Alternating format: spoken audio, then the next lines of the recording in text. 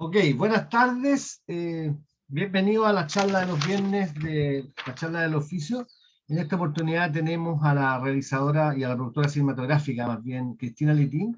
Voy a leer una breve reseña de su vida y filmografía. Productora cinematográfica con más de 25 años de experiencia en el cine. Ahí está echando más gente. Se ha desempeñado exitosamente como productora en numerosos films nacionales e internacionales, docente en diferentes áreas de la carrera de cine y distribuidora del Piwi, New Films y de MC Films, de la cual es cofundadora. Es responsable de traer a Latinoamérica títulos cinematográficos como El pianista, de Polanski, ¿no? El pianista de Polanski, ¿no? Sí. La marcha de los pingüinos, La vida de los otros, gran director alemán, entre muchos más. Está asociada con la distribuidora independiente más importante de América Latina. También es dueña de Film Dub Factory, empresa de doblaje especializada en doblajes para cine. Ha dedicado su trabajo a la distribución cinematográfica. Entonces nos pareció interesante invitarla para conversar un poco de cómo este escenario nuevo de la distribución ha cambiado después del fenómeno de la pandemia. Y Cristina, me gustaría partir exponiendo un poco tal vez o contando un poco tal vez de la experiencia que tengo yo de la distribución. Cuando uno hacía una película, filmaba una película, pensaba un poco en el universo al cual iba a llegar, se contactaba con un distribuidor, y ese distribuidor lo trataba de meter en una sala, en una serie de salas, se hacía un recorrido de la película en teatrical que se llama, no sé si se llamará así todavía, y después de eso venía una secuencia que era la televisión prepaga, después la televisión abierta y finalmente salía ahí como en los DVD. Bueno, todo ese escenario cambió tremendamente después de la pandemia. Me gustaría que nos contara un poco cuál es tu impresión de ese nuevo escenario. Bueno, hola, buenas tardes a todos en esta calurosa tarde santiaguina, mía al menos. Espero que todos estén muy bien y entusiastas de lo que nos convoca de aquí en adelante en este país.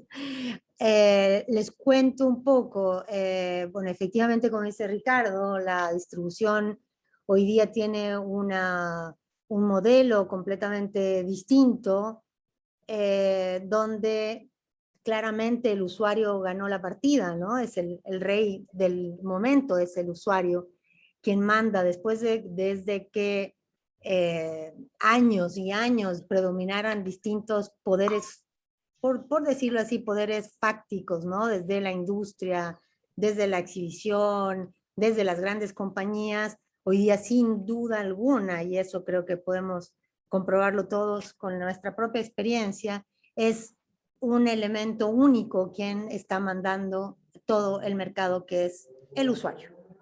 Y fue el usuario quien, producto de las circunstancias de la pandemia y de lo que ya se venía anunciando hace años, que la pandemia no hizo más que hacer explotar finalmente, quien nos está determinando cuál es el camino a seguir y dando las pautas de lo que es hoy día la distribución del contenido. O sea, el contenido ya se había apoderado del mercado hacía unos años, ¿no?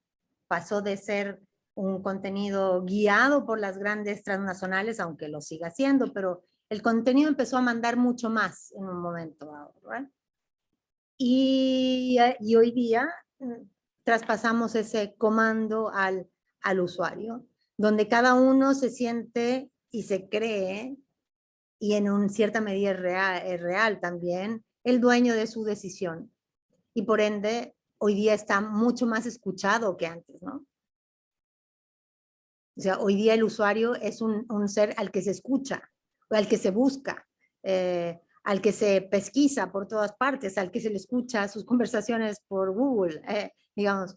Hay una arremetida muy fuerte al respecto, y eso claramente que cambia la concepción y el rol de este distribuidor que nosotros conocíamos, al que tú haces mención, en el cual yo me formé también. Empieza a perder un cariz, empieza a tener que mutar y hacer otro tipo de personaje y otro tipo de labores también, ¿no? Y esa mutación, ¿por qué camino va? ¿Cómo cambia? ¿Cuál es la diferencia que hay? Me gustaría que me explicara un poco más a qué te refieres con esto de que el poder está en el usuario. ¿A qué te refieres con eso precisamente? Bueno, desde el minuto en que poco a poco las plataformas fueron adentrándose en las casas. Después de las casas a los computadores y hoy día a todo device, a toda la tecnología que tenemos, a tener tu posibilidad de decidir qué ves en la mano. Está claro que antes sabíamos que el espectador era quien podía o no influir en el rating, porque cambiaba o no la televisión, porque era quien o no compraba el boleto para ir al cine, pero ahí había muchos más factores. Estaba el factor de la publicidad desmedida, estaba el factor de la tipología de personas, de la capacidad económica. Había una serie de connotaciones que nos hacían poder tener un análisis del mercado distinto al que hoy tenemos. Hoy día es como las elecciones, ¿no? Tendríamos que ir a buscar quiénes son los que votaron aquí o allá. Bueno, es lo mismo que nos pasa a los distribuidores hoy día con el espectador. ¿Qué está viendo? ¿Cómo vio eso? Y mañana te aparece otro fenómeno que se convierte en número uno de la noche a la mañana y que puede ser perfectamente circunstancial por una noticia del día. O sea, lo que hace la globalidad, la conexión global es muy grande. O sea, los fenómenos que estamos viendo son poco predecibles. Por supuesto que están dirigidos, no vamos a ser ingenuos, por supuesto que las grandes producciones y las grandes plataformas dirigen su contenido, pero sin duda alguna, hoy día hay mucha más oportunidad a que contenido emergente que nace de lugares inesperados, logren un lugar entrando por las ventanas, por las puertas, por los orificios y lleguen de repente a estar, ¿no?, en un sitial que no creíamos posible. Efectivamente es más, o sea, hoy día efectivamente es más democrática esa entrada, por decirlo así. Hay más posibilidades, lo cual no quiere decir que sea más fácil, quizás es mucho más difícil, como la pesca milagrosa, ¿no? Oye, y en ese sentido, devolviéndola, el efecto contrario, ¿tú crees que eso afecta un poco a la realización, a los creadores? Esta forma nueva, distinta, de alguna forma se devuelve el boomerang y se produce un tipo de cine distinto, ¿tú crees o no? Mira, justamente hace un rato, lo estábamos comentando con mi amiga, socia y cofundadora también de MSFIN, María del Canto, hablando de los últimos mercados a los que habíamos asistido, online o presenciales. ¿Cuál era la diferencia de lo que estaba pasando? ¿Cómo se percibe esa diferencia hoy día? Y es bastante complejo porque tienes que explicarle a otro que tu contenido va a funcionar sí o sí. Todo el mundo tiene voracidad de se necesita contenido, entonces tú lo único que escuchas, si tú estás en la industria hoy, es hay necesidad de más contenido, las plataformas necesitan contenido, y la palabra contenido te rebota, te rebota, te rebota. ¿Y qué es lo que está ocurriendo en la industria? ¿Cuántas productoras no se han constituido como desarrolladoras de contenido? Y hoy día tú levantas una piedra y todos te dicen, ¿qué es? No, es que son desarrolladores de contenido. Se supone que esto es lo que está requiriendo el mercado. Ahora bien, esos desarrolladores de contenido tienen que ir a tocar la puerta de un productor, ¿verdad? O en este caso de un exhibidor más que de un productor. De un exhibidor que es quien te va a dar la plataforma para poder poner ese contenido que supuestamente es tan novedoso que va a capturar la atención, que hoy día tiene que ser una atención global. Yo creo que ahí es donde está el desafío más grande, que hoy día todo tiene que tener un carácter global, mundial. Tú no vas a decir, no, es que yo con esta película voy a hacer 100,000, 200,000 espectadores en Chile. ¿A quién le importa? ¿A quién le diría, o sea, a quién le podrías decir ese argumento hoy? ¿Verdad? Porque no está ahí. O sea, claramente no está pasando por ahí la discusión, sino qué contenido es capaz de convocar a la mayor cantidad de espectadores posibles en esta nube, red infinita, inexplicable, inaudita que es la nube global. ¿Y qué pasa ahí, Cristina, con los cines nacionales? Como que, claro, yo entiendo el fenómeno que tú planteas de que en el fondo, claro, uno tiene que encontrar algún contenido que pueda ser entendible o llegable, por decirlo de alguna forma, a cualquier parte del planeta. Pero, ¿qué pasa ahí con los contenidos locales, con este cine que de alguna forma nos marcó un poco, sobre todo en Latinoamérica y de los nuevos cines que ya estamos en otra etapa, pero ¿qué pasa con esos cines locales, con esos cines que tienen relación Yo, con una realidad? te digo, creo que el tiempo de la certeza se terminó de alguna manera, en el tiempo en el que los distribuidores, de alguna manera, teníamos la supuesta venia de decir esto va a funcionar, esto no va a funcionar. Yo creo que realmente hay que quitarnos esa ilusión óptica porque no existe más. O sea, hoy día cualquiera es un experto, tanto así que como los expertos son los usuarios, porque son esos los que consumen. Esto ha cambiado mucho. Entonces, con respecto al panorama de lo que podríamos estandarizar, no hay un estándar hoy día para decir qué es el cine latinoamericano que se va a ver o no. O sea, yo supondría y creería y querría creer que va a seguir primando la calidad y el gran contenido, el contenido de importancia transversal. Pero, pero la lógica no está funcionando así, sino entonces tendríamos que La Llorona, por ejemplo, la película de Jairo Quintana, que es una película latinoamericana en todo su sentido, están un poco relacionados con, diría como un blockbuster latinoamericano del año que estuvo en los Globos de Oro, candidata a competir por los Oscars. ¿Será una película que realmente vaya a tener muchas visitas en las plataformas? Seguramente no, seguramente quien va a tener más visitas es una miniserie, ¿no? Claro. Que también están abordando de otra manera. Yo no estoy en absoluto en contra, muy por el contrario, o sea, estoy a favor, porque también se están haciendo cargo de un imaginario, también se están haciendo cargo de contar historias latinoamericanas de un lado o de otra. Yo creo que el juicio de valor hoy día es el que cambia. Y por eso insisto en volver al centro de que los lineamientos los tiene una persona que se llama usuario. Ahora, Y le aquí, cambiamos el nombre de espectador o usuario porque ¿Mm? está haciendo eso, está siendo un usuario. Yo uso esto y lo uso de esta manera en este lugar y si no me gusta me cambio a este otro. Por eso es que quizás ese concepto usuario está predominando tanto. Claro. Ahora hay una cosa que es interesante, porque claro, hoy día con la tecnología tú puedes montar en tu casa un pequeño cine. Basta que tenga un proyector bueno, una pantalla, un sistema de audio de estos 5.1 y te armáis un cine y de alguna forma puedes reproducir la experiencia que uno tiene en una sala de cine. Porque claro, no puedes seguir esto de ver la película solo en una pantalla como la que estamos hablando ahora, ¿no es cierto? Entonces, en ese sentido, ¿tú creéis que no sé si vamos a dejar de estar en pandemia alguna vez, eso no lo sabemos, pero este fenómeno que ocurrió con la pandemia, ¿va a tener un retroceso a la sala de cine y vamos a volver a la sala de cine o esto no se va a abandonar? Esto llegó para quedarse. ¿Qué piensas tú de eso? Esto llegó para quedarse y no producto de la pandemia. Yo creo que la pandemia hizo que esto se adelantara, pero esto no es un proceso que comienza con la pandemia. O sea, la guerra entre los exhibidores y Netflix ya venía dándose de antes, ¿no? No llegó hoy día, ni mucho menos. Y el contenido que esté pensado para Theatrical va a seguirse consumiendo en Theatrical.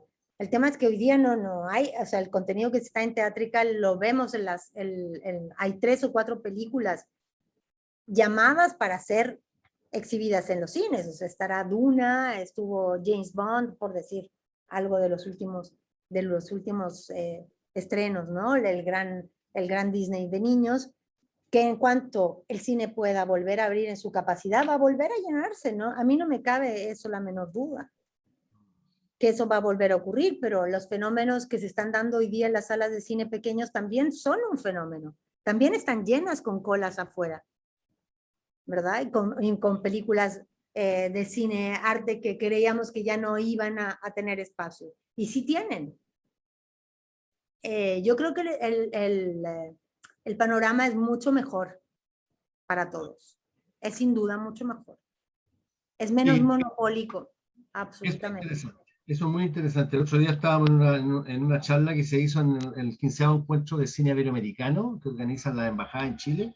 Y una de las cosas que apareció en una charla que hablábamos sobre el sentido de hacer cine como resistencia hoy día en Latinoamérica, era que por qué no existía una gran plataforma de cine latinoamericano tipo Netflix o tipo Onda Media, pero donde nosotros, porque una de las cosas que nos pasa mucho a nosotros es que no vemos cine peruano, no vemos cine argentino, no vemos cine boliviano, de nuestros vecinos. Y yo creo que ahí está la potencia de nuestra cinematografía latinoamericana. ¿Tú crees que tendría algún sentido hacer alguna vez alguna plataforma así como para que se distribuyera el cine latinoamericano y todos pudiéramos ver esas películas?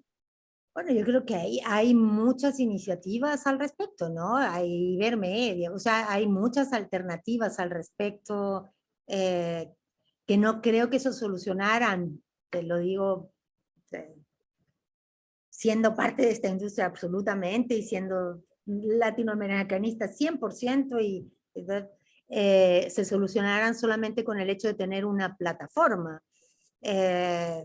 Seguramente también hay contenido que soporta verse de una manera y otro que no soporta verse así. O sea, hay audiencias para ciertas horas del día. Los programadores son sin duda alguna quienes hoy día nos llevan, son como esos que nos llevan de la manito para ver qué es lo que podemos ver, a qué hora lo podemos ver, cuándo es mejor estrenarlo. Eso sí hay un expertise muy desarrollado en las plataformas, creo yo, que lo saben, que lo están haciendo de una manera bastante eficiente, porque si no, no tendrían al mundo entero colgado como está de la televisión, ¿no? Hoy día, o del aparato en el cual se reproduzca. El eterno problema que hemos tenido en Latinoamérica con respecto a las audiencias y a la separación de la audiencia y la realización, bueno, es un tema ya muy trillado, por decirlo así, Hemos ¿no? hablado hasta el cansancio, claro. Ya, o sea, yo desde que nací que llevo escuchando lo mismo. Lo he escuchado en todos los años, en todas las etapas, en todo eso. He tratado de darle la vuelta también desde mi propia perspectiva y siempre hay una película que rompe la norma. Siempre hay una época en que esto se rompe y entra una ondada de contenido latinoamericano. Sin embargo, hoy día las series latinoamericanas se están viendo y mucho. Y la percepción de la industria, te lo digo porque vengo de un mercado hoy día, de los primeros mercados presenciales, es, uy, qué increíble Chile, todo lo que está haciendo con el contenido, cómo su contenido está por una vez viajando en todas las plataformas, y hay telenovelas chilenas en distintas plataformas, series, etcétera. No sé si es la percepción que tenemos los realizadores, ahí creo que hay una diferencia, pero que hoy día estamos ocupando espacios, sí los estamos ocupando. Ya, oye, y como, mira, la última pregunta que tengo, como va a dar la palabra a los invitados, que ya se sumaron bastante, es sobre, ¿qué le recomendarías tú a un realizador? Claro, con lo que estás diciendo, la sensación que tengo es que para una realización, entre comillas, pobre, no te podéis comparar con James Bond o con Duna, ¿cachai? Una película de bajo presupuesto, la solución son las plataformas, pareciera, más que, es difícil que una película de bajo presupuesto chilena, aunque sea muy atractiva, aunque se puede dar la excepción, llegue a una pantalla en Colombia, en Venezuela, en, no sé, en Perú, ¿cachai? A lo mejor la solución son las plataformas. ¿Qué recomiendas tú para el recorrido que uno tiene que tener hoy día? Bueno, estamos aprendiendo de nuevo. Por eso que no quiero dar una receta, porque estamos todos aprendiendo de nuevo. Y de verdad que así es.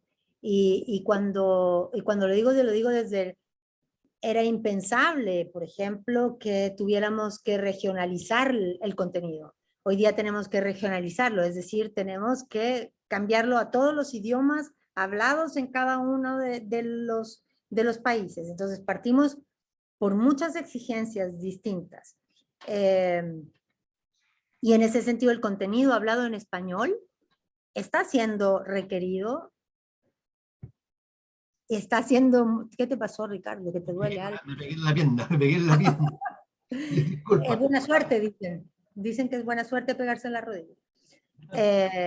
El producto en español está teniendo un muy buen desempeño, pero muy bueno, o sea, en todas partes del mundo. Ahora, quizás la pregunta es cómo nos subimos a ese carro. Eso es distinto, ¿no? Claro. ¿Cómo nos subimos todos los que quisiéramos subirnos a ese carro? ¿Cómo nos subimos a ese carro que está funcionando porque claramente se está consumiendo? Y si esto lo lleváramos a la historia y pensáramos de cuándo la telenovela latinoamericana, ¿no?, ha sido consumida por millones y millones de espectadores en toda Latinoamérica, y fue lo primero que viajó a Rusia, a África, está bien, desde de gigantes como Televisa, no hay duda. Sabemos que detrás de eso hay una maquinaria que lo impulsó, pero hoy día tenemos algo a qué apelar, ¿no? Hay algo que ya se está escuchando, ya no nos pueden decir como nos decían antes, no, es que las películas si no están habladas en inglés no las ve nadie. Eso es mentira, porque entonces, si era verdad, ¿cómo es posible que las series las vea todo el mundo, no? Claro. Y las consuma en español. Porque hoy día todo esto además se consume en español, cosa que nos molesta o les molesta a muchos porque quisieran que la versión original, etcétera, y sin embargo, no, se están consumiendo en el idioma hablante de la región, digamos. Eso es lo que está pasando. Yo creo que el camino, sin duda alguna, es a desarrollar contenido fiel a tus conceptos, a tus moderno, claro, pero es que es tan dictatorial decir algo así, ¿no? Porque tiene que ser un contenido moderno y te puede salir uno, oiga, señor, y yo no soy moderno, ¿por qué tengo que hacer un contenido moderno? Y es verdad, y ahí es donde está la base de lo que hoy día está pasando, es decir, que de repente un contenido sin fórmula explota y se convierte en éxito también. O encuentras un nicho. Quizás no, la palabra éxito es la que siempre nos traiciona. Encuentra su lugar, encuentra su nicho. Ese nicho que cubrían los festivales, las muestras, ¿no?, presenciales, donde podíamos nutrirnos de eso, lo que tú decías, del cine latinoamericano, de ver el cine de otros. Eso yo creo que va a ser difícil volverlo a encontrar físicamente. Creo que eso sí que lo vamos a tener que volver a construir de alguna manera para Claro, poderlo retroalimentar. es muy interesante lo que dices tú de lo del nicho, porque por ejemplo entre los invitados aquí, y aquí abro un poco la palabra, tengo un invitado aquí, Esteban, que es un chico del norte de Chile, que hace un contenido bastante particular. Él trabaja sobre problemáticas indígenas con su comunidad. Entonces me gustaría preguntarle a Esteban si es que tiene alguna duda o si nos podría compartir un poco cómo distribuyes tus películas cuando quieres que la más gente la vea. ¿Qué hay hecho? ¿Cuál ha sido tu experiencia con eso, Esteban?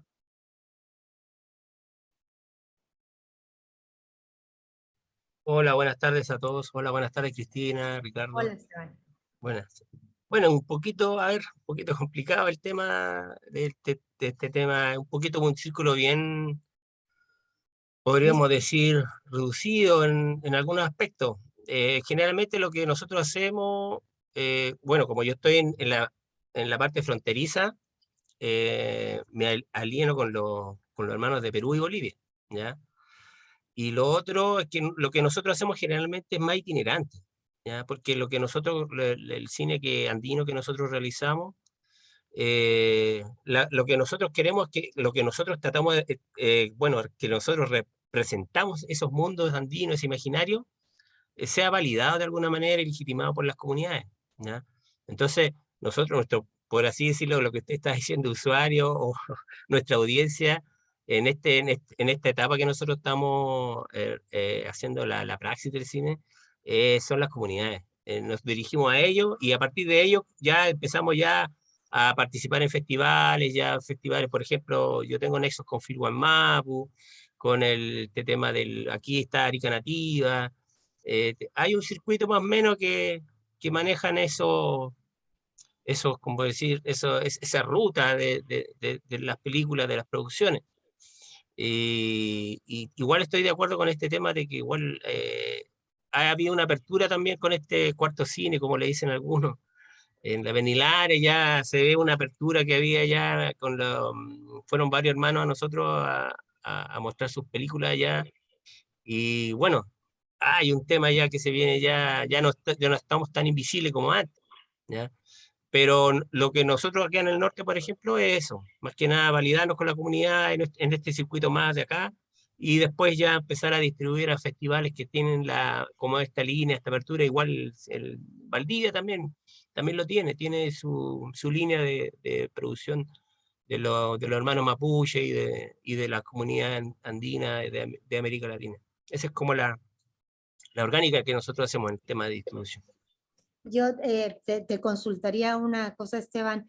Es importante, y yo creo que cada uno de nosotros cuando se ha enfrentado a ver qué es lo que podemos hacer con el material, con nuestra obra, con lo que queremos difundir, es tener claro a dónde quieres llegar y acotar lo más posible, dentro de la medida de lo posible, tus posibilidades. Y después vienen las sorpresas, después vienen los fenómenos, después vienen las cosas, pero primero para hacer el trabajo más enfocado, como siempre decir, ¿a dónde yo quiero realmente llegar sí o sí? ¿Cuál es mi público objetivo? ¿A quién le estoy hablando? Ni siquiera cuál es mi público objetivo, porque eso ya es un trabajo de marketing o de mercadeo, sino en el trabajo de la obra. ¿A quién le estoy hablando yo?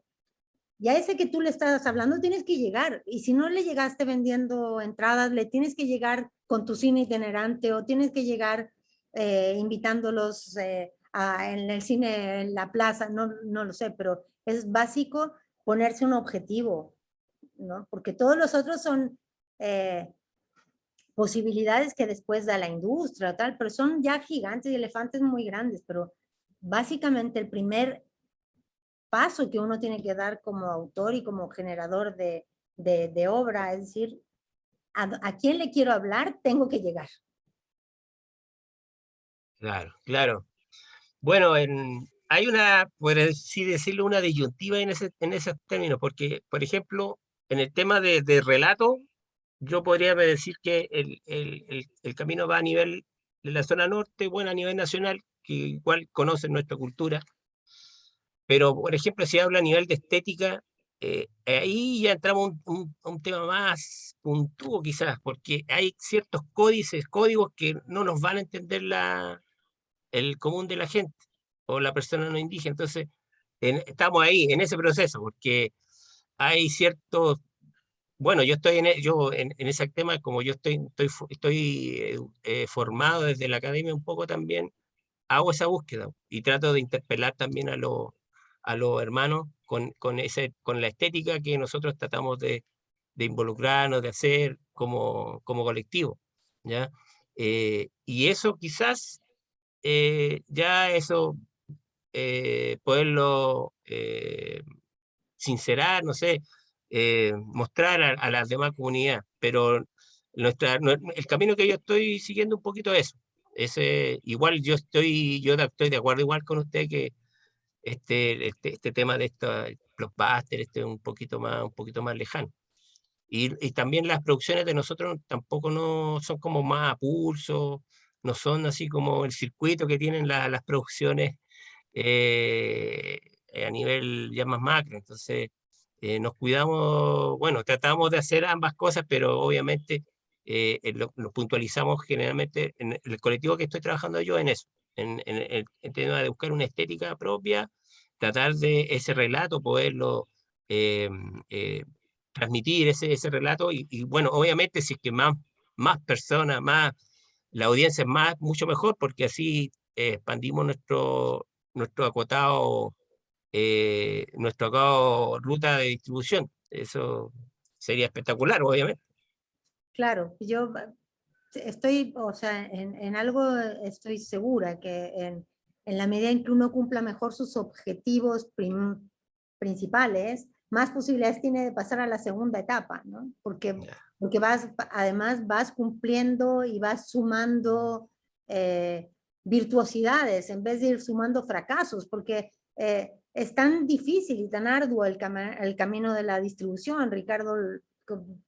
Ahí podemos empezar ese camino en el que llegas con tu película, con todas tus ilusiones y todos tus sueños, y llegas a un escritorio donde alguien te va a decir cuántos boletos vas a vender, esto no te sale, estos números no dan. Normalmente esa es la respuesta ¿no? que uno ha hecho, o te enfrentas a una planilla Excel cuando tú le estás hablando de las imágenes increíbles que lograste capturar, del momento que tuviste con tu comunidad, etcétera, y te enfrascas en conversaciones un poco bizarras en las cuales, ¿no? Te preguntas, bueno, ¿yo por qué hice esto? Si yo lo que quería era hablarle a mi gente, saber que mi comunidad existe, que sepan que existimos, que tenemos voz, que tenemos lenguaje diferente, y te vas a encontrar con alguien que te va a decir, sí, pero esto, ¿cuántos boletos usted cree que va a vender? No, es absurdo. Por eso es que, insisto, que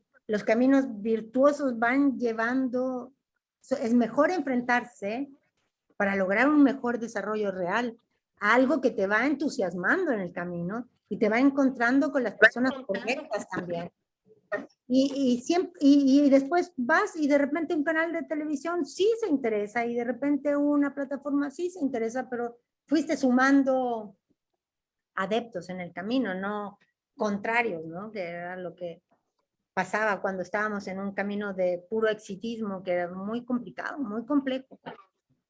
Claro que sí, claro que sí. Bueno, el tema ya era una pregunta que tenía, el tema de la televisión y todas estas plataformas nuevas que se ha acelerado, como usted bien decía.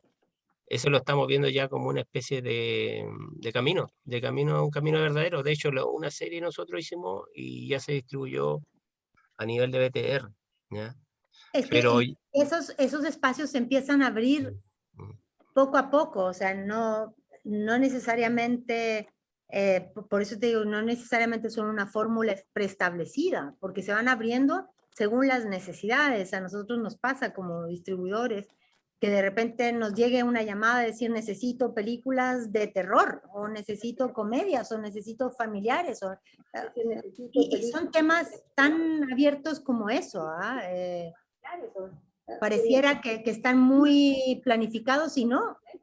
Pasó una noticia mundial y de repente se necesitan películas de guerra, y todos los vendedores y compradores salen a buscar contenido, y justo hay una latinoamericana o una tal que encaja y encontró su lugar. Sí, parece que es fortuito, pero un poquito sí lo es. claro que sí. Oye, Cristina, y un poco, retomando un poco el título que le pusimos a este conversatorio, de que la distribución vista como un oficio. Sería interesante a lo mejor que nos contara un poco cuál es el camino, porque uno piensa en la distribución como al final del proceso. Uno piensa en la distribución cuando ya tiene la película hecha, y pareciera ser que uno debería pensar esta parte del proceso desde el inicio. ¿Cómo se transforma, cómo la distribución se puede ver como un oficio, como un oficio más del cine, digamos, y no verlo como una parte externa, como el negocio, como la parte donde vamos a tener esto en plataforma y la gente va a ir a verla? Bueno, primero, para ubicarnos un poco en los quehaceres del cine, digamos, a la distribución lo deberíamos de ubicar por su categorización dentro del área de producción, ¿verdad? Es ahí, en esta área, donde lo deberíamos de ubicar, y por supuesto ponerlo al principio de la locomotora y no al final. Eso es una máxima de la industria hace muchos años, ¿no?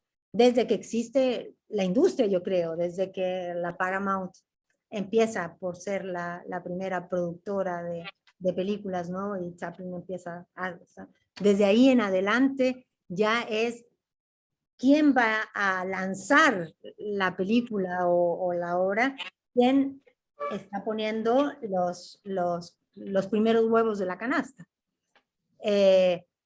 Sin embargo, en nuestra cinematografía es mucho más arcaica, por supuesto, y que han ido aprendiendo a base de trabajo y de recorrido, siempre está la voluntad del creador de hacer primero y después ver qué se hace con eso que se hizo, ¿no? Entonces los primeros esfuerzos siempre se veían desde el área, porque todavía no se especializaba tampoco y tampoco se profesionalizaba tanto como hoy día sí está nuestra industria, donde hoy día sí podemos encontrar, o sea, en la industria americana no hay duda que eso existe desde siempre, pero en la industria latinoamericana siempre el negocio ha sido algo como que nadie quiere escuchar, no está, el negocio es para los negociantes, es para los, ¿no? No saben de arte, no me entienden, yo te estoy hablando de arte y tú me estás hablando de números, pero desgraciadamente este es un afán que no se da uno sin el otro, ¿no? El cine el cine, cuando estoy hablando del cine, desafortunada o afortunadamente, es un arte industrial que nace con los números al lado.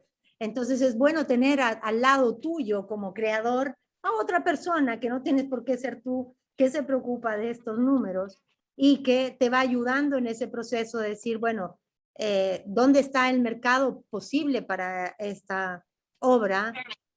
Toquémosle la puerta antes, ¿no? Para que nos ayude desde el principio a tener algo que ofrecer de inicio. Cuando tú vas, y bueno, ustedes lo saben, si están en esta industria lo saben, que es muy distinto llegar a cualquier lugar diciendo esto me lo va a exhibir este canal de televisión. Bueno, ya hoy día es un requisito, ¿no? En los fondos concursables es un requisito tener un exhibidor. Por ende, un distribuidor. Es tan importante como eso. Tienes que empezar y tener desde un inicio la idea más o menos clara de cuánto, quiénes son tus espectadores potenciales, a quién le podría importar.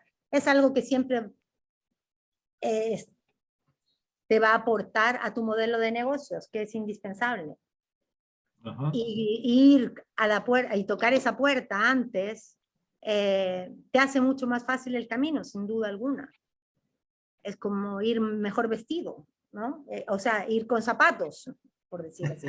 Más que bien mejor vestido para que no se malentienda. Es ir con zapatos o sin zapatos, o sea, ¿no? Puedo caminar más rápido, sí. Tengo mejores expectativas. Y en ese sentido, hoy día, en el área de producción, bueno, muchos de los productores ejecutivos han logrado desarrollar ya esa expertise por la experiencia y pueden, hoy día podemos encontrar ya oficios, ¿no? De distribuidores y de exhibidores también en Chile sobre todo. En Chile yo creo que ustedes los conocen, yo por ahí veo a Vivian Dole, lo que han ellos desarrollado, todo lo que han desarrollado las salas de cine arte es súper importante, los festivales de cine que se han hecho en Chile también. Han hecho un trabajo, bueno, es la base del trabajo que hoy día hay para el cine nacional, ¿no? Sin duda alguna. O sea, tú planteas que en el fondo es importante tener desde el inicio del proyecto a un distribuidor ya que te va orientando un poco y viendo desde la parte creativa tu trabajo y viendo cuál va a ser un poco la ventana que vas a tener, ¿no? Sí, es indispensable. Es bueno tenerlo, es bueno que lo sepa, es bueno saber de todo. O, bueno, primero que nada, un cineasta es un ser integral, completamente. O sea, si hay un oficio que es completamente integral, donde cabe la sociología, las leyes, la economía, el arte, la música, todo es el cine. Y mientras más gente con conocimientos tengas a tu lado, más puedes ayudar tu proyecto. ¿Quién más? Francisco, veo que tienes tu micrófono abierto. No sé, ¿querías preguntar algo, Francisco? O Vivian, si quería aportar algo.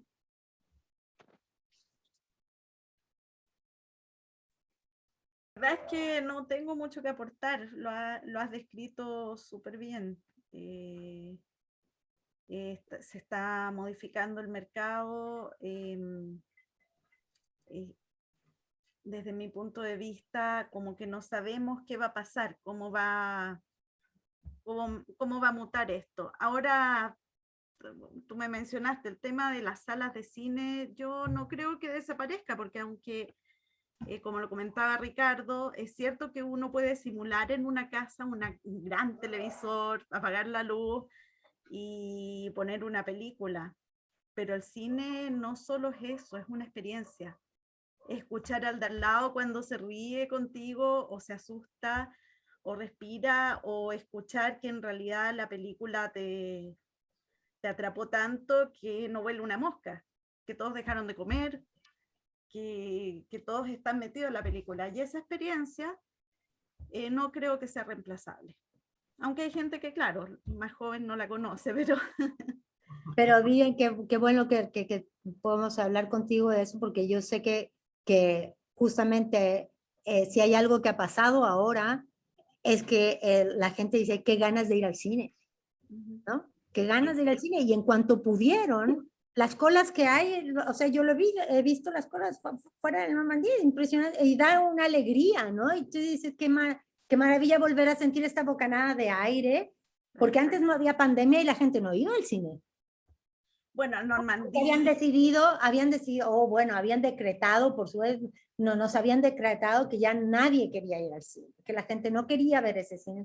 Y tan mentira es que lo primero que, en cuanto se pudo, la gente quiere ir al cine.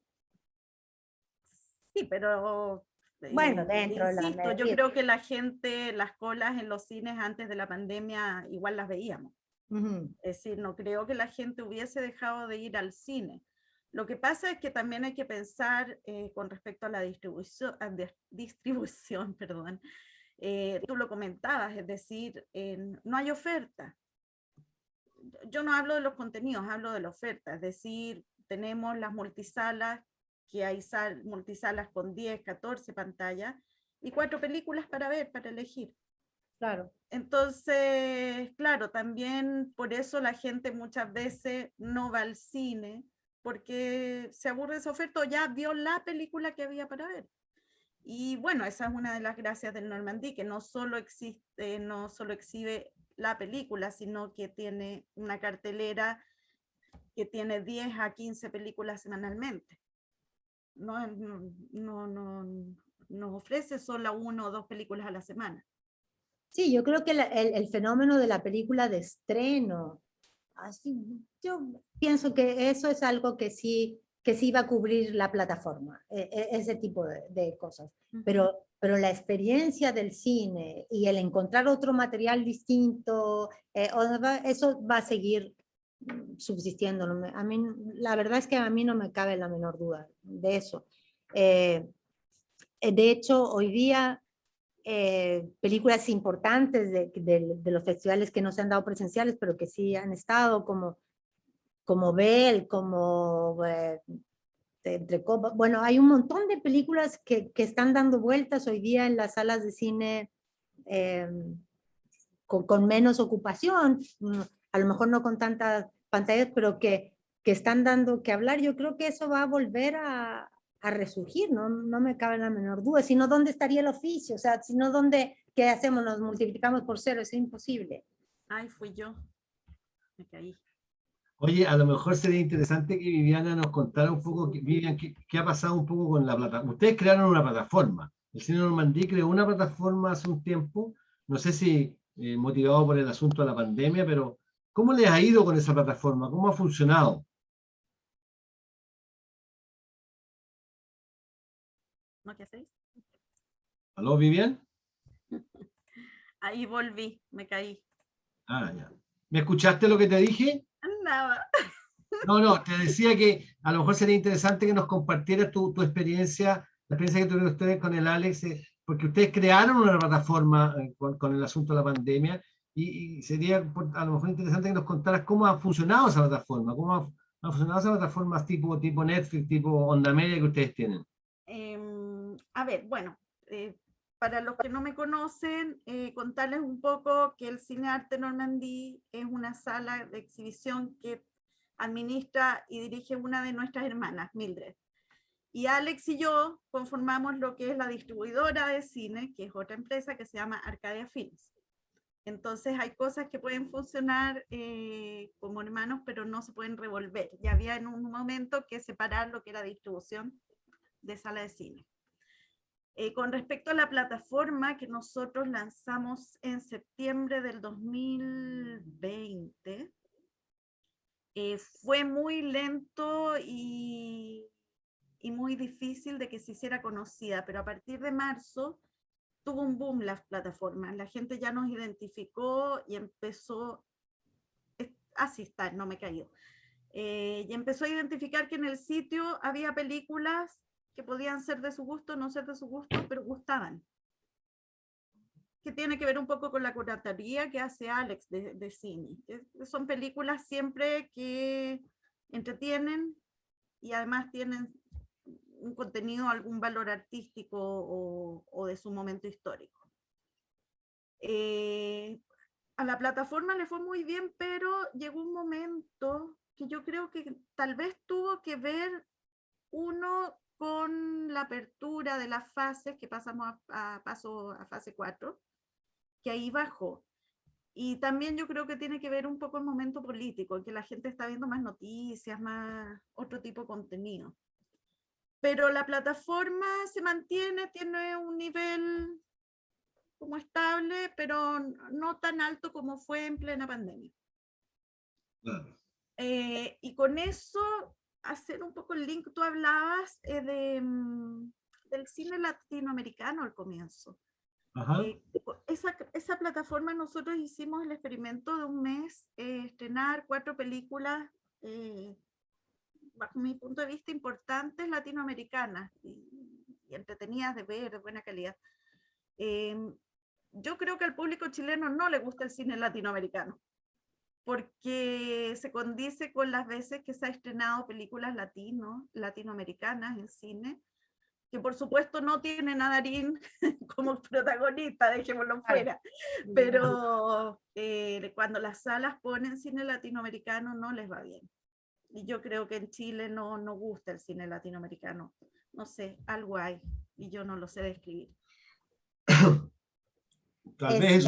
La verdad es que hay pocos fenómenos que podamos apuntar ahí, pero es un fenómeno que no es solamente en Chile, o sea, realmente el resto de Latinoamérica tampoco consume, salvo los que consumen su propio cine, o sea, el cine mexicano se consume en México y mucho, y el cine brasileño se consume en Brasil y mucho, y siempre hay algún tipo de fenómeno nacional que hace la diferencia, ¿no? Pero que el cine latinoamericano viaje, salvo el argentino con Darín, como bien dice, es muy, son contados con los dedos de las manos, ¿no? Absolutamente. Sin embargo, después tienen buena performance en las plataformas. Se ven, bueno, habrán encontrado su lugar ahí, digamos, ¿no? Ojalá. Yo tampoco me lo explico, por eso cuando a mí me preguntan, digo, yo no me explico, porque si hay series de miniseries que explotan la pantalla, ¿no? Habladas en español, porque el cine español tampoco es ningún, ¿no? El cine español tampoco es ningún fenómeno de audiencias en Latinoamérica en teátrica. Y sin embargo, después ves las series y rompen todos los parámetros de audiencia, entonces dices, pero ¿cómo lo puedo entender? No, es difícil de entender, ¿no? Creo Bueno, que mi comentario fue en el sentido de que si en Chile no serviría una plataforma así como Onda Media Cine Latinoamericano. sí, no, yo sinceramente no creo, yo tampoco, no lo sé. Creo que hay que hacerla igual, o sea, tiene que existir, porque esa es la vocación que tiene que existir. O sea, Claro. no porque nadie lo vea uno tiene que dejar de hacer o de difundir, o sea, a fuerza tiene que existir, pero eso, bueno, son las labores del Estado, son las labores de los actores, de las acciones culturales que se necesitan realizar. Y que faltan muchas razones, ¿no? Pero tú no le puedes pedir a los privados, en este caso como que tomen siempre la batuta de eso, que es lo que hemos hecho siempre, porque llega un punto en que no no se puede sostener. Francisco parece que quiere hacer una consulta ahí. ¿Aló? ¿Se escucha? Sí. Porque se me cae un poco la red. Sí, bueno, dos cosas. ¿Cómo se llama? Vivian. Wow. Yo antes de entrar a estudiar cine al Arcis, iba casi toda la semana, digamos, al Normandí. ¿Se escucha bien? Sí. Sí. Y me mandaba todas las películas de la semana, digamos. Ahí me terminé de enamorar del cine y de querer estudiar cine, digamos. Es muy importante, por eso digo, es muy importante, como un caso particular, digamos, que hizo a una persona el paso final, el clic final para entrar a este mundo, digamos. Y lo importante, me acuerdo que eran películas de Lynch, muchas de Lynch, que sigo mucho ¿cómo se llama? Del gitano, Costa Rica. Claro, películas que enamoran, digamos, con lo que uno se enamora del cine, qué sé yo, otros clásicos norteamericanos también. Entonces, ahí habían películas interesantes. Yo pensaría que,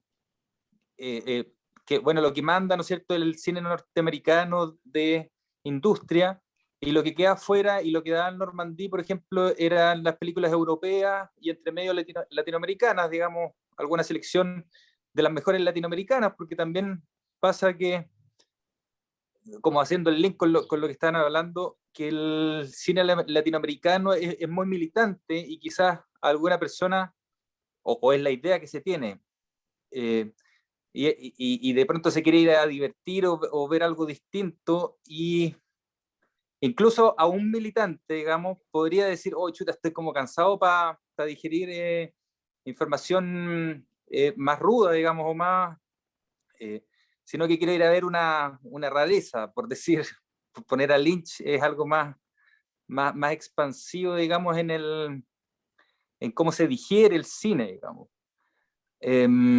Por eso pensaría que, como decía Vivian, que el cine latinoamericano no se consumía, decías tú que no como uno podría pensar, hermanos, vecinos, no se consume. Yo pensaría que un poco eso, que podría causar un poco, además que también tienen otra narrativa, un poco más difícil. También hay que asumir que uno está acostumbrado a la estructura del conflicto central y de la perfección de la fotografía, qué sé yo. Cuesta llevar un público al cine latinoamericano, salvo las grandes películas, como las grandes películas argentinas, que al final igual todos las ven. El público, más allá de la gente, relaciona con el cine. Quería decir un poco eso, que en el fondo, bueno, cuesta, pero me imagino que tiene que haber una vía de comunicación o de colocación de las películas. El Normandí y ¿cómo se llama? Alameda. Y el Alameda hacen ese trabajo, esa labor importante, pero así todo es poco el público que va. Es poco el público que consume cine europeo, por poner, que es muy amplio, digamos, obviamente, o el cine alternativo gringo, norteamericano, y el cine latinoamericano, que es el que pensaría yo que, o por lo menos mis compañeros de la universidad, era lo que nos gustaba un poco más. Digamos que todo lo que manda es la industria, y no es por ponerse tan combativo, pero está bien que existe, digamos, está bien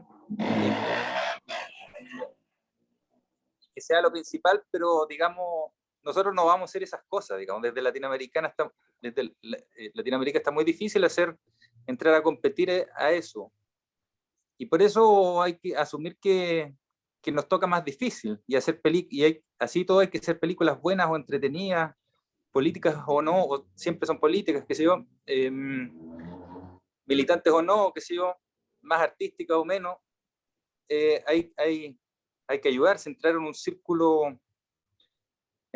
Bueno, ese es como el panorama, el diagnóstico, que es lo mismo que ustedes estaban diciendo en realidad, pero pero ampliándolo un poco más y haciendo el link ahí con el Normandí, que también está en mi corazón, digamos.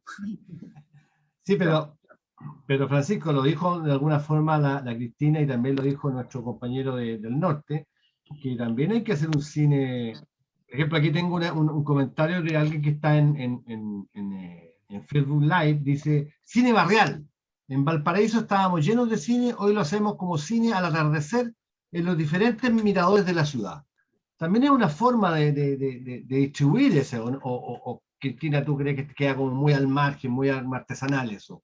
Muy por el contrario, o sea, era justamente lo que yo les decía, y eso lo digo como una convicción, quizás no es tan industrial mi concepto, pero lo digo como una convicción absoluta. La voluntad de la obra de ser vista tiene que ser satisfecha.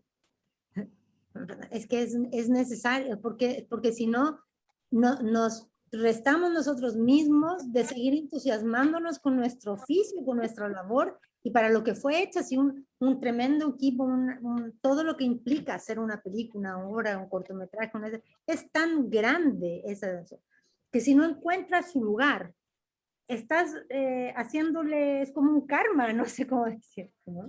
Tienes que dejarlo existir, y dejarlo existir es abrirlo y que lo vea quien lo pueda ver, donde lo pueda ver, en una plaza, en un beso. Y sí, barrial, ¿cómo lo va a hacer? ¿Por qué va a ser en contra de nada? Si esos fenómenos es como si la música callejera después no llegara a Spotify. Sí llega, ¿verdad? Llega, pero empiezan cantando en las plazas. Pero nosotros nos convencieron de que si nosotros no podíamos llegar a la sala de cine no éramos nada, y no es cierto. Porque ahí está la prueba, los fenómenos culturales existen y hoy día más que nada tienen posibilidades de explotar. O sea, tal vez la idea es todos los medios posibles donde la película tenga exhibición. Exactamente, y no dejarte pegar en la cabeza con ese que te dice, no, es que lo tuyo no va para esto. Bueno, para alguna parte tendrá que ir, si por algo nació, ¿no? Es como si un hijo nace y dices, bueno, ¿y qué hago? Lo escondo porque no va a ninguna parte, ¿no? Tienen que buscar su vocación de público, la tienen que buscar. Perfecto. Sí. Oye, disculpa, Francisco, Esteban, que creo que Esteban sería interesante, no sé si Esteban no es de Chile, ¿no? Esteban, ¿estás por ahí? Yo no lo veo. Hola, hola. No, sí, estoy atento a todo. No, Sí, hablamos contigo, que cambiaste tu imagen. Cambiaste tu imagen. Sí, no, acá estoy. Dime, Ricardo. Pensé que era otra persona, Esteban, disculpa. Ya. ¿Alguien más quiere aportar algo, hacer algún comentario sobre lo que estamos hablando, de las personas que están acá en el Zoom? Nadia. Yo. Ya, dale. Hola, ¿qué tal? Sí, hola, los estoy viendo desde Valdivia. La pandemia me trajo para acá, yo soy de Valdivia, pero vivía en Santiago, la pandemia me trajo para acá. Y estoy trabajando junto a un grupo de gente que tenemos una editorial de literatura de terror, un centro cultural, donde ahora hace poco nos ganamos un proyecto de fortalecimiento de la organización, con lo cual estamos haciendo algunos productos audiovisuales para redes sociales sobre criptozoología y relatos orales de la gente de la zona, de los territorios de acá, rurales, y estamos planificando también para el próximo año hacer una película, y estamos intentando, o sea, lo que nos llama a nosotros es como un poco la fantasía, los relatos orales de fantasía que dan cierto tipo de identidad acá a los territorios, que hay mucho. Y en ese sentido quería consultarles sobre cuál es la percepción sobre el género del terror, como si se está valorizando, en qué situación está la apreciación de la distribución para este tipo de género. Mira, en eso sí tengo la respuesta en la mano, digamos, porque cuando empezamos les contó Ricardo que nosotros tenemos además una productora una productora de doblaje, con lo cual hacemos prácticamente todo el cine independiente que va a las pantallas de Latinoamérica, lo hacemos nosotros acá. El 90% del material que trabajamos es terror. O sea, ese es el porcentaje absolutamente de lo que se consume en las pantallas de Latinoamérica. El 90%, y viene de donde sea. Se compran películas chechenas, por decirte algo, y se doblan al español y salen a las salas. Rusas, te puedo dar todo, o sea, no hay idioma que no llegue, y los compradores buscan donde sea, donde existan películas, y son películas que tú no, o sea, son absolutamente películas de género, fuera de los márgenes de la industria completamente, pero que cumplen con el género. Y se llaman La novia 1, La novia 2, el no sé cuantito, el bajo abre la puerta y te... O sea, bueno, la cantidad de títulos, te insisto, son el 90% de la cartelera hoy día.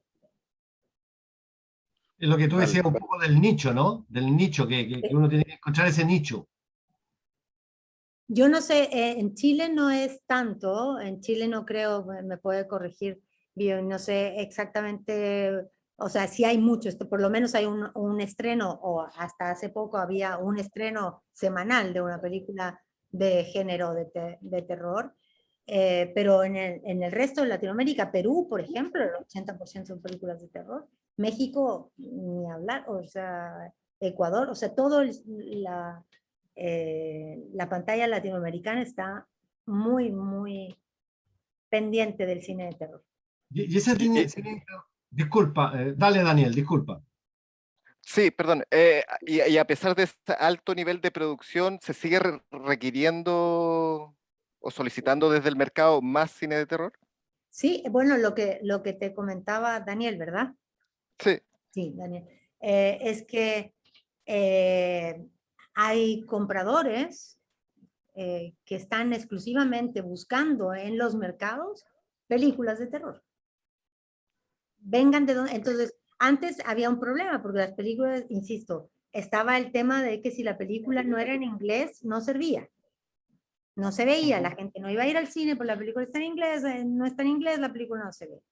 Llegó todo este fenómeno de la localización, que obviamente lideran ciertos lugares como México, etcétera, y hoy día cualquier película de cualquier parte del mundo, estoy diciendo una película de terror rumana, con muy buena calidad de producción por demás, porque son películas extraordinarias, digo extraordinarias, tienen mucha calidad de producción, y otras no tanto también, se doblan a todos los idiomas y se convierten y se van a todos los cines. Y se doblan en portugués, en español, en inglés, y se van. Oye, otra pregunta, y como la calidad, porque claro, hay cine de terror precioso, en Irlanda se está haciendo cosas muy bellas, incluso la última película que ganó Cannes, Titán, tiene algo de género de terror, Sí. pero hay un nivel de producción que se hace evidente en las imágenes y en la calidad del flujo de todo. Pero también hay otro cine de terror que es como más de bajo presupuesto, que es un poco feo, para decirlo sinceramente. ¿También tiene salida ese cine B, por decirlo? Bien. O sea, básicamente cine B, porque ya no hay grandes blockbusters de terror, ¿no? Se hacen un poco.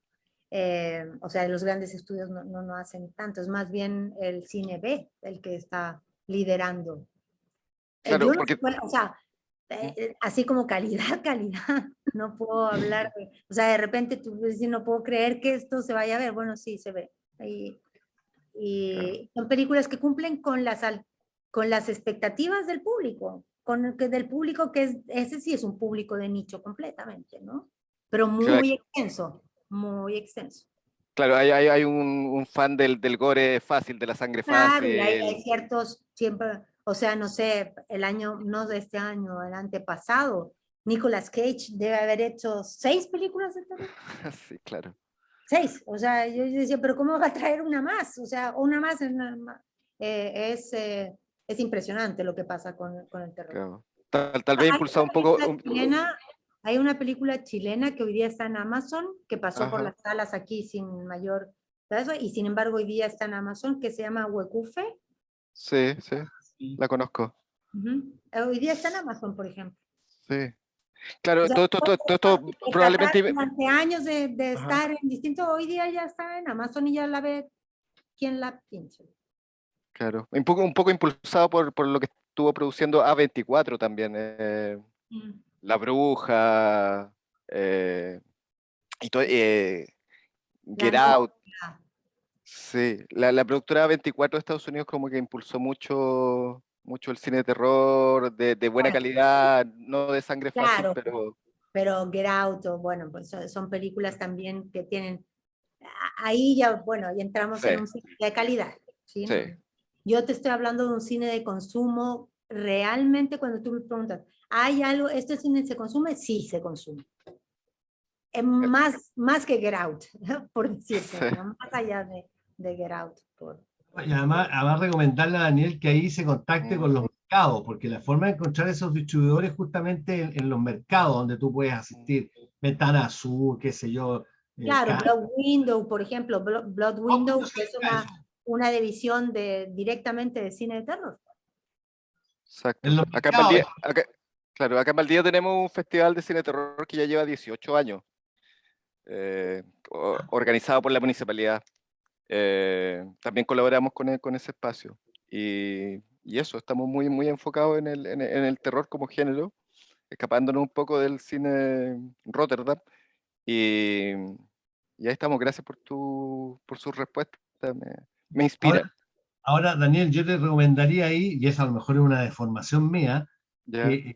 encuentro que hay un cine de terror que de alguna forma también tiene un elemento identitario, ¿cachai? Estoy pensando, por ejemplo, en una película cubana que se llama Juan de los Muertos, que es una película Ujú. de esta tontera ¿cómo se llama? De los zombies, pero tiene un Ajá, contenido político y una cosa muy interesante, ¿cachai? sí. Entonces, eso diferenciaría tal vez un poco que no sea una película igual a una que se hace en Estados Unidos, que se hace no sé, pues, en Chechenia, ¿cachai? Sino que tenga un elemento chileno. Esto, Huecufe yo creo que lo tiene, ¿o no? Huecufe, ¿cómo dijiste que? Ufe. Huecufe, claro. O lo Sí, que Sí, hace, o lo que hace Holguín. sí, he trabajado con Jorge, trabajamos en Caleuche. Y claro, sí, no, bueno, como te decía, estamos trabajando mucho en el territorio, estamos haciendo trabajo vinculándonos con la oralidad de acá, desde donde sale muchas cosas Eso, fantásticas y vinculado un poco como al terror. Y claro, y tenemos también eso le da un plus. nuestro, nuestro conflicto macro zona sur muy latente, muy confuso, que Esa, es básicamente una película de terror lo que está lo mismo pasando que acá. decir, esa sí que es una película de terror. Sí, sí, sí. Muchas Y no gracias. solo, vale. No, que termina. No, creo no, que no, dígame. mientras más apegado al género, más Mm, posibilidades tiene. perfecto, sí. Perdón, Nosotros, por default, ¿no? Mm, Siempre tratamos de tener algo más, de ponerle algo más, darle ese valor agregado que la va a hacer tal. Y yo lo digo crudamente porque cuando yo veo el material que llega, yo digo, es que no puedo creer que esto existe. O sea, pero sí, existe y claramente se consume porque, y detrás de eso habrá gente muy entusiasta haciéndolo también, ¿no?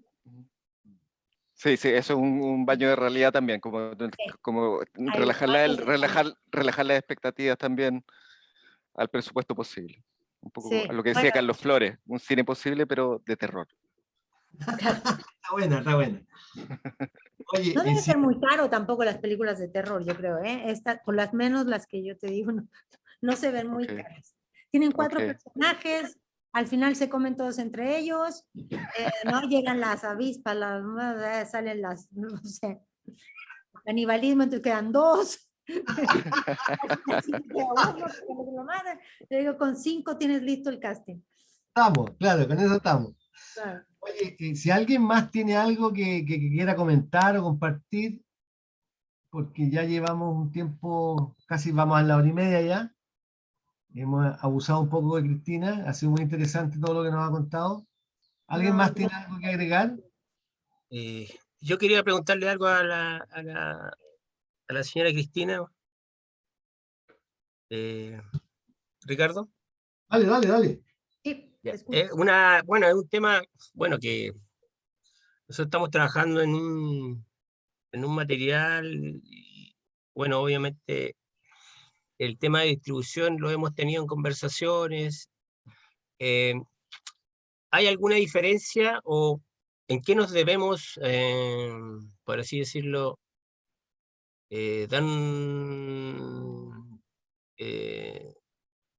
Fijar. poner atención en una ópera prima, con respecto a otras producciones para su distribución? Bueno, la ópera prima tiene, tiene sus ventajas y desventajas, ¿no?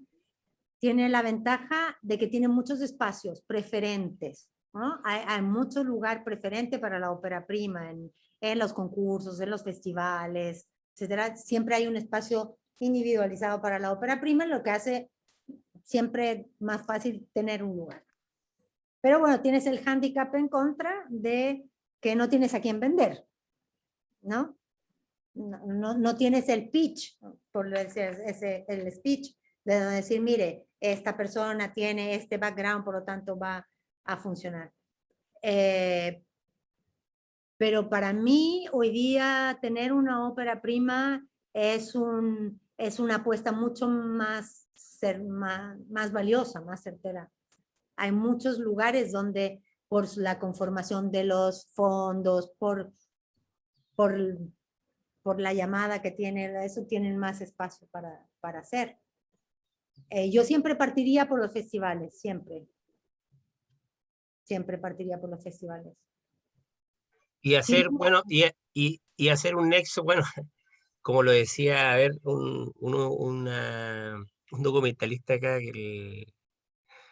del fotógrafo, de la ciudad de los fotógrafos, que en su tiempo no pensaba en este tema de hacer una película y el tema de la serie, porque eso como está. Entonces, eso yo, así como que igual como que cuando lo escuché, igual como que me dio vuelta ese tema, porque ya lo han hecho ya. Entonces yo no sé qué tan recomendable es hacer esa mixtura o hacer ese formato de producción, de llevar una película y, pero a paralelo una serie. Sebastián Moreno, dices tú. Claro, recto, Sebastián. o sea, claramente hoy día tiene mejor salida una serie que una película. Salida comercial, por decirlo así. ¿Por qué te cumple con más horas de programación? Porque, bueno, porque por esas cosas, ¿no? Que son, porque una película es una apuesta, es un solo tiro, ¿no? En cambio, una serie te permite de alguna manera sortear los horarios, tiene más posibilidades una serie siempre, pero en el caso en que esté pensada para ser una serie. O sea, creo que estos híbridos de películas hechas serie, a mi juicio, son un error. Yo creo que si vas a hacer una serie, haz una serie. Y si de la serie te sale hay una versión película, creo que es más al revés. Que quizás de una serie nazca una película, pero el partir pensando que esta película que tengo la voy a convertir en serie y le voy a poner otros material adicional que me quedó acá en la edición y tal, es un mal Frankenstein para mi gusto. Oye, Cristina, bueno, ya Muchas llegando, gracias. gracias, Esteban. Ya llegando al final un poco, Cristina, sacar el limpio un poco que el oficio del distribuidor o este apoyo del distribuidor tiene que estar desde el inicio de un proyecto y que en el fondo es la persona que te va a indicar un poco en vista de la característica propia de tu proyecto, cuál va a ser ese camino que va a construir y ese camino tiene miles de salidas. Ya Y te va a sea, acompañar, finalmente que te acompañe, ¿no? Tener un equipo polivalente, de alguna manera, donde tengas a las personas adecuadas que te puedan acompañar y no te sientas en ese camino de llanero solitario que es el pobre productor, director, todo que hace el cine ¿no? Latinoamericanos. Porque hoy día existen. La buena idea es que hoy día existen y que hay también muchos agentes de venta que no son chilenos, sino mexicanos, franceses, tal, que sí se interesan por el cine latinoamericano porque tienen su propio modelo de negocios para venderlo. Entonces, estamos en un mejor momento, sin duda alguna estamos en un mejor momento. Muchas gracias. ¿Puedo hacer una última pregunta? Por Muy favor, breve. por favor, Disculpe, dale. disculpa, Cristina. Lo que pasa es que hace un tiempo atrás como que Netflix sacó, ¿cierto?, una calidad de cámara con las cuales tenía que ser filmados los productos para ser comprados por ellos. Sí. Todas cámaras sobre $10.000 y mucho más. ¿Eso sigue siendo tan así o se puede hacer dentro de esto que hablamos de un cine de terror más barato, trabajar con cámaras de $2.000? Es que ahí estamos confundiendo dos cosas. Ajá. Una es el área donde Netflix evalúa si entra o no a una producción, ¿no? ¿Verdad? Como si entra o no a una producción y te va a exigir los técnicos, los aspectos técnicos y te requiere esta cámara, todo, el sonido, hay un protocolo inmenso de lo que Netflix te pediría para producir para ellos, sin duda. Eso no quiere decir que cuando tú llegas con una película que ellos van a comprar, te van a decir en qué cámara está filmada. Eso no. Si no, imagínate, no estaría todo el contenido que está en Netflix hoy día. Pero sí, para trabajar con ellos, sí te va a exigir todos sus aspectos técnicos, eso sí. Perfecto, gracias. Ese es el punto, es interesante eso. Claro. Bueno, Cristina, te damos las gracias por estos momentos. Gracias a ustedes. De haber hablado un poco de este tema tan lejano que ve uno, ¿no es cierto? Y que en el fondo tiene que estar tan presente cuando uno piensa una película desde el inicio y quiere que la película finalmente llegue a quien tiene que llegar. Así que te damos las gracias, Cristina, y Gracias le a damos ustedes. a todos los compañeros que han asistido y seguiremos avisando las próximas charlas. Cristina, un Seguimos. placer. Chao. Muchas gracias. Gracias, muy entretenido. Igual, gracias a ustedes. Chao. Chao, gracias. Chao. Chao, gracias.